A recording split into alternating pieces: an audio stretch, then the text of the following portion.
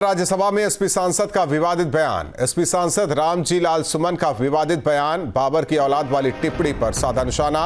SP सांसद रामजी लाल सुमन ने राज्यसभा में विवादित बयान दिया है। एसपी सांसद ने राणा सांगा को लेकर विवादित टिप्पणी की है। उन्होंने कहा कि मुसलमान अगर बाबर की औलाद है तो तुम लोग उस गद्दार राणा सांगा की औलाद हो। तो राज्यसभा में एसपी सांसद का विवादित बयान, एसपी सांसद रामजी लाल सुमन का विवादित बयान। हर बात में एक तो ये बीजेपी के लोगों का तकिया कलाम हो गया है सभापति महोदय कि मुसलमान इनमें बाबर का डीएनए है। उप सभापति महोदय मैं जानना चाहूंगा कि बाबर का डीएनए मुसलमान में है।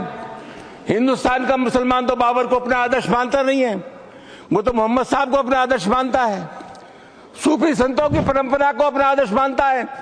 लेकिन सभापति महोदय मैं जानना चाहूंगा कि बाबर को लाया कौन? बाबर को इब्राहिम लोदी को हराने के लिए राणा सांगा लाया था। तो मुसलमान तो बाबर की औलाद हैं और तुम गद्दार राणा सांगा की औलाद हो, ये हिंदुस्तान में तय हो जाना चाहिए। अगर बाबर की तो आलोचना करते हैं, राणा सांगा की आलोचना नहीं करते।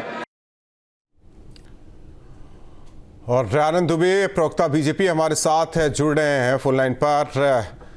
आनंद, जिस तरीके से रामजी लाल सुमन का ये बयान, क्या कुछ प्रतिक्रिया? देखिए, ये रामजी लाल सुमन का बयान नहीं है राहुल, ये समाजवादी पार्टी का बयान है और अखिलेश यादव जी और उनकी पार्टी की मानसिकता को उजागर करता हुआ बयान है। कभी औरंगजेब के समर्थन में खड़ा होना, उसकी तारीफ करना, कभी जिन्ना की तारीफ करना, कभी बाबर की तारीफ करना। तो अजब माहौल है कि इनको अपने देश के जो नायक रहे हैं उनसे तकलीफ है और जो आक्रांता रहे हैं उनसे मोहब्बत है। आप ये समझिए कि निश्चित रूप से हमारे कहावत है कि जाके प्रभु दारुण दुख दीना, ताकर मति आगे हर लीना। तो निश्चित रूप से मुझे लगता है कि समाजवादी पार्टी की मति मारी गई है, बुद्धि भ्रष्ट हो गई है कि इनको राणा सांगा गद्दार लगने लगे। इनको पता नहीं है कि ये वही राणा सांगा है जिन्होंने इब्राहिम लोदी को हराया कई बार, मालवा और गुजरात के सुल्तानों को हराया। इन्हीं के दौर में मेवाड़ की जो सीमाएं हैं सबसे ज्यादा फैली।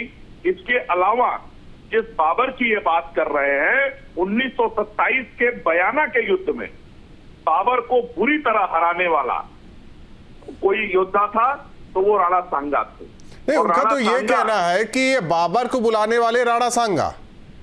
नहीं, ये हो सकता है समाजवादी पार्टी के कार्यालय में कोई इतिहास ऐसा रखा हो जिसको वो पढ़ रहे हो। मैं आपको बताता हूँ, बाबरनामा जब बयाना का युद्ध हारा है बाबर ने राणा सांगा से, तो बाबरनामा में उन्होंने क्या लिखा है? खुद बाबर ने लिखा है कि काफिरों ने वो भयंकर युद्ध किया कि मुगल सेना का मनोबल टूट गया, वो घबरा गए थे।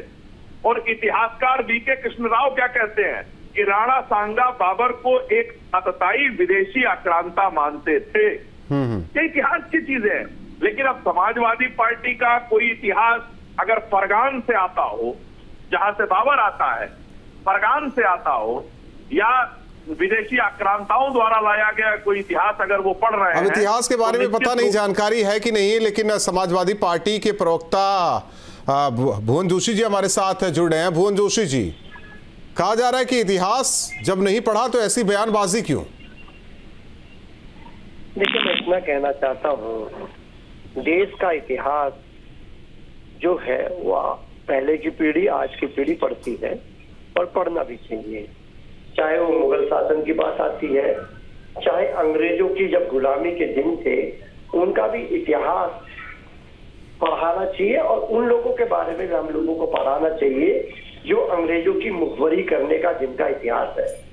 उस इतिहास को भी पढ़ाने की आज देश को आवश्यकता है।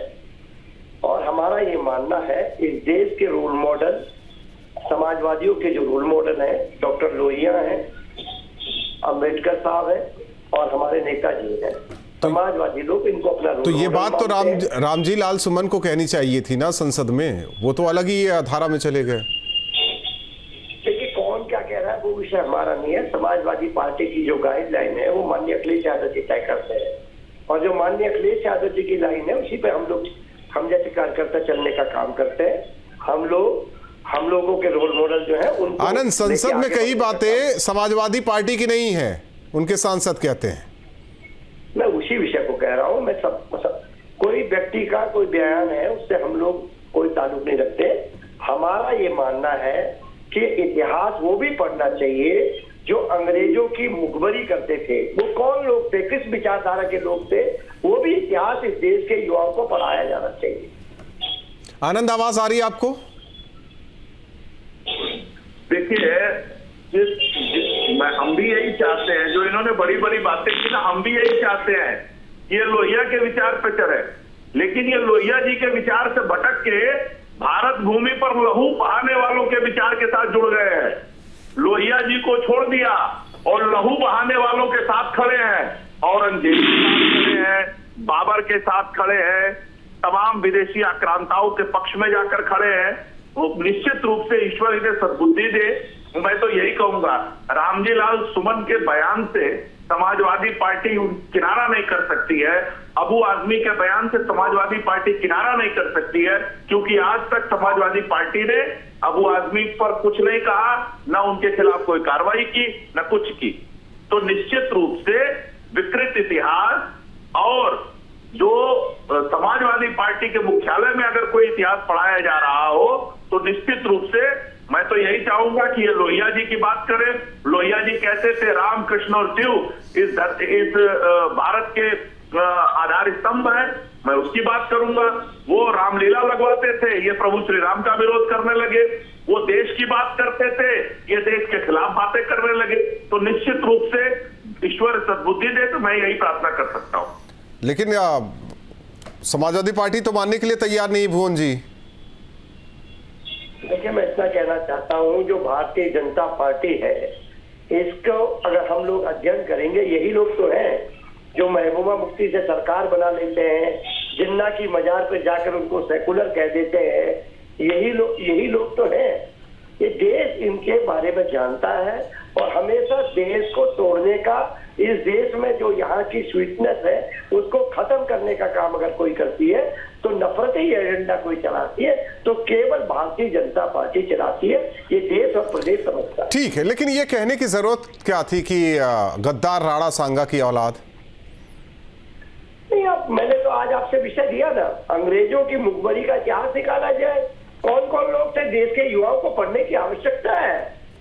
तो लाइए ना पाठ्यक्रम, पढ़ना चाहिए, पाठ्यक्रम तो लाइए ना। मैं तो ये भी कहता हूँ पाठ्यक्रम लाइए, आप अपना लाइए, वो अपना लाए, पाठ्यक्रम सब पढ़े।